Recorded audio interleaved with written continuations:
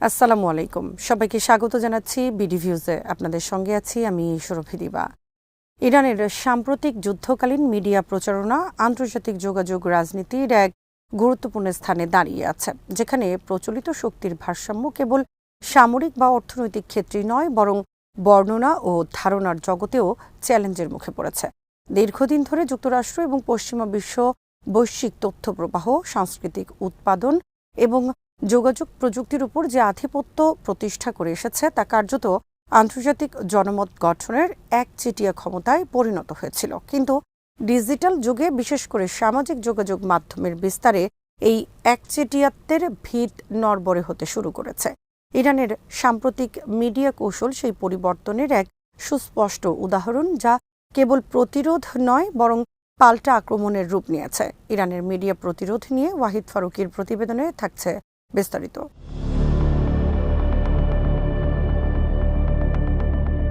এই প্রচারণার সবচেয়ে আকর্ষণীয় দিক হল এর লক্ষ্যভিত্তিক শ্রোতা নির্বাচন।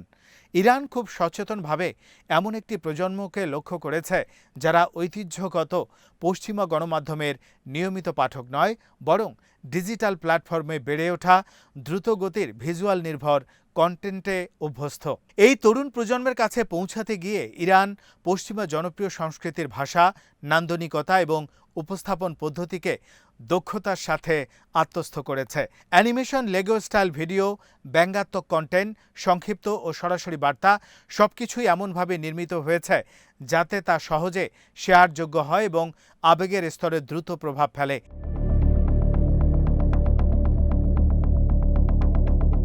এই কৌশলের মধ্যে একটি গুরুত্বপূর্ণ বৈপরীত্য রয়েছে। বহু দশক ধরে হলিউড, টেলিভিশন, সঙ্গীত এবং সফটওয়্যার ইন্ডাস্ট্রির মাধ্যমে যুক্তরাষ্ট্র যে সাংস্কৃতিক আধিপত্য বিস্তার করেছে, সেই একই ভাষা ও মাধ্যম এখন তার বিরুদ্ধে ব্যবহার করা হচ্ছে। এটি শুধু একটি প্রযুক্তিগত বা নান্দনিক অভিযোজন নয়, এটি এক ধরনের প্রতীকী পুনর্দখল, যেখানে আধিপত্যশীল শক্তির তৈরি অস্ত্রেই তার বিরুদ্ধে ব্যবহার করা হচ্ছে। ফলে এটি কেবল একটি প্রচারণা নয়, বরং একটি সাংস্কৃতিক পাল্টা আন্দোলন।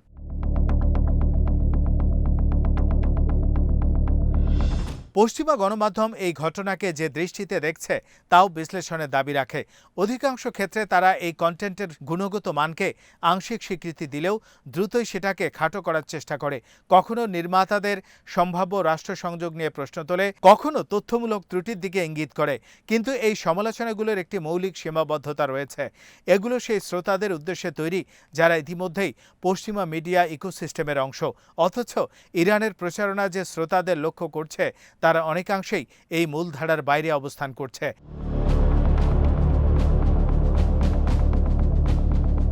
এই প্রজন্মের বৈশিষ্ট্য হল তারা তথ্যের বহুমুখিতা সম্পর্কে বেশি সচেতন এবং ঐতিহ্যগত কর্তৃত্বের প্রতি তুলনামূলকভাবে সন্দেহপ্রবণ।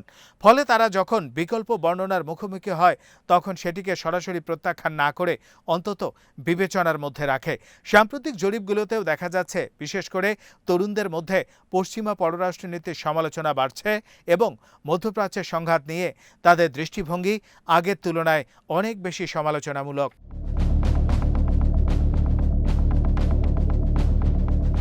ইরানের ডিজিটাল কৌশল কেবল ভিডিও বা সামাজিক যোগাযোগ মাধ্যম পোস্টে সীমাবদ্ধ নয়, এটি একটি সমন্বিত প্রচেষ্টা।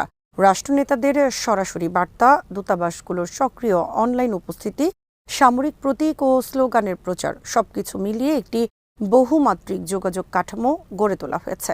এর ফলে বার্তাগুলো বিভিন্ন স্তরে, বিভিন্ন ফরম্যাটে এবং বিভিন্ন প্ল্যাটফর্মে ছড়িয়ে পড়ছে, যা এর প্রভাবকে বহুগুণে বাড়িয়ে দিচ্ছে। বিশেষভাবে উল্লেখযোগ্য হল ইংরেজি ভাষার ব্যবহার। ঐতিহাসিকভাবে ইংরেজি ভাষা আন্তর্জাতিক যোগাযোগের প্রধান মাধ্যম হিসেবে প্রতিষ্ঠিত হয়েছে, যা পশ্চিমা প্রভাব বিস্তারের একটি গুরুত্বপূর্ণ হাতিয়ার। কিন্তু ইরান সেই একই ভাষাকে ব্যবহার করে সরাসরি পশ্চিমা জনগণের কাছে পৌঁছানোর চেষ্টা করছে, মধ্যস্থতাকারী ছাড়াই। এর ফলে বার্তার ওপর নিয়ন্ত্রণের একটি বড় অংশই আর প্রচলিত মিডিয়া প্রতিষ্ঠানের হাতে নেই।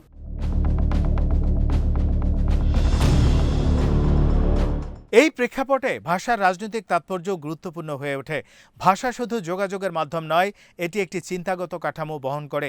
যখন কোনো নির্দিষ্ট ভাষা বা শব্দভাণ্ডার বৈশ্বিকভাবে প্রভাবশালী হয়ে ওঠে, তখন সেটি নির্দিষ্ট মূল্যবোধ, ধারণা এবং দৃষ্টিভঙ্গিকেও ছড়িয়ে দেয়। ইরানের কৌশল এই বাস্তবতাকে উল্টে দেওয়ার চেষ্টা করছে। একই ভাষা ব্যবহার করে ভিন্ন বর্ণনা উপস্থাপন করে। পশ্চিমা তথ্য ব্যবস্থার ঐতিহাসিক আধিপত্যের প্রসঙ্গে দেখা যায়, এটি কেবল প্রযুক্তিগত উন্নয়নের ফল নয়, বরং সুপরিকল্পিত নীতি ও বিনিয়োগের ফল। আন্তর্জাতিক সংবাদ সংস্থা, সম্প্রচার নেটওয়ার্ক, সাংস্কৃতিক পণ্য সবকিছু মিলিয়ে একটা বিশাল ইকোসিস্টেম তৈরি হয়েছে, যা বিশ্বব্যাপী তথ্য প্রবাহকে প্রভাবিত করে। এই কাঠামোর মধ্যে বিকল্প কণ্ঠস্বরের প্রবেশ সবসময় কঠিন ছিল এবং অনেক ক্ষেত্রে তা সচেতনভাবে সীমাবদ্ধ করা হয়েছে।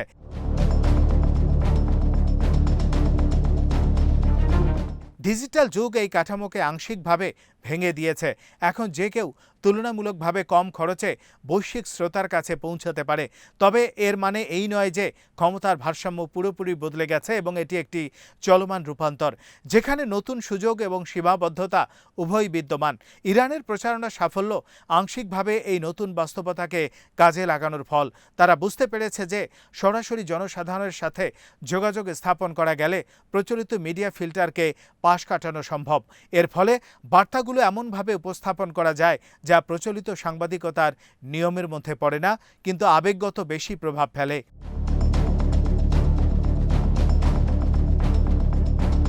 এই আবেগগত প্রভাব তৈরিতে ব্যঙ্গ ও প্রতীকবাদের ভূমিকা অত্যন্ত গুরুত্বপূর্ণ।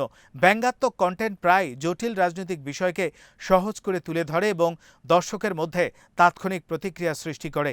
একইভাবে শক্তিশালী প্রতীক, যেমন কোনো স্মৃতিস্তম্ভে আঘাত বা নির্দিষ্ট স্লোগান, দীর্ঘস্থায়ী মানসিক প্রভাব ফেলতে পারে। এই কৌশলগুলো নতুন নয়, পশ্চিমা প্রচারণাও দীর্ঘদিন ধরে এগুলো ব্যবহার করে এসেছে। তবে এখন এগুলো উল্টো দিকে প্রয়োগ করা হচ্ছে। আরেকটি গুরুত্বপূর্ণ দিক হলো তথ্য ও বিনোদনের সীমারেখা মুছে যাওয়া। আধুনিক ডিজিটাল সংস্কৃতিতে সংবাদ, মতামত এবং বিনোদন প্রায় একে অপরের সাথে মিশে যায়। ইরানের কন্টেন্টগুলো এই প্রবণতাকে কাজে লাগিয়েছে, যেখানে রাজনৈতিক বার্তা বিনোদনের আকারে উপস্থাপিত হয়। এর ফলে দর্শক অনেক সময় সচেতনভাবে রাজনৈতিক কন্টেন্ট গ্রহণ করছে না, কিন্তু তবুও বার্তাটি তার মধ্যে প্রভাব ফেলছে।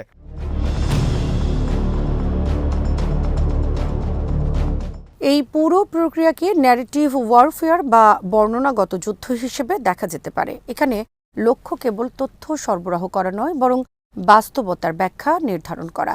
কে ন্যায়সঙ্গত, কে অন্যায়কারী, কোন ঘটনাকে কিভাবে দেখা হবে, এসব প্রশ্নের উত্তর নির্ধারণ করাই এই যুদ্ধের মূল লক্ষ্য। যুক্তরাষ্ট্র দীর্ঘদিন ধরে এই ক্ষেত্রে অগ্রগণ্য ছিল, কিন্তু এখন প্রথমবারের মতো তারা একটি সুসংগঠিত, বৈশ্বিক এবং প্রযুক্তিগতভাবে দক্ষ প্রতিদ্বন্দ্বীর মুখোমুখি হয়েছে, যে একই কৌশল ব্যবহার করে পাল্টা বর্ণনা নির্মাণ করছে। এটি একটি গুরুত্বপূর্ণ পরিবর্তন, কারণ এটি দেখায় যে তথ্যযুদ্ধের ক্ষেত্র আর একমুখী নয়।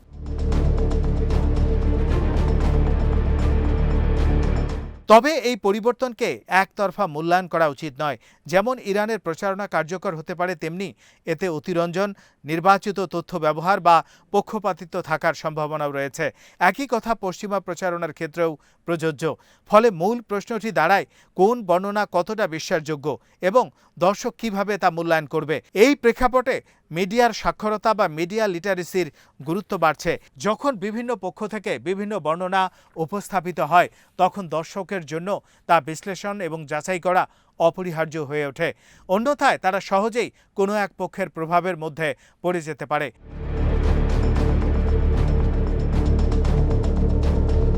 সর্বশেষ বলা যায়, ইরানের এই মিডিয়া প্রচারণা কেবল একটি সাময়িক ঘটনা নয়, এটি একটি বৃহত্তর পরিবর্তনের অংশ, যেখানে বৈশ্বিক যোগাযোগ ব্যবস্থার ক্ষমতার ভারসাম্য পুনর্গঠিত হচ্ছে। এটি প্রমাণ করেছে যে প্রযুক্তি, সংস্কৃতি এবং কৌশলের সমন্বয়ে একটি রাষ্ট্র কিভাবে প্রচলিত আধিপত্যকে চ্যালেঞ্জ করতে পারে।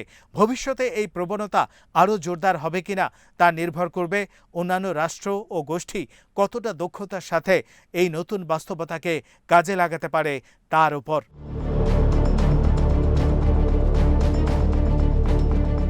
আজ এখানেই শেষ করছি। সবাই ভালো থাকুন, সুস্থ থাকুন আর দেখতে থাকুন বিডি ভিউজ। চ্যানেলটি ভালো লাগলে সাবস্ক্রাইব করুন। সংযুক্ত থাকুন আমাদের ফেসবুক পেজে। আল্লাহ হাফেজ।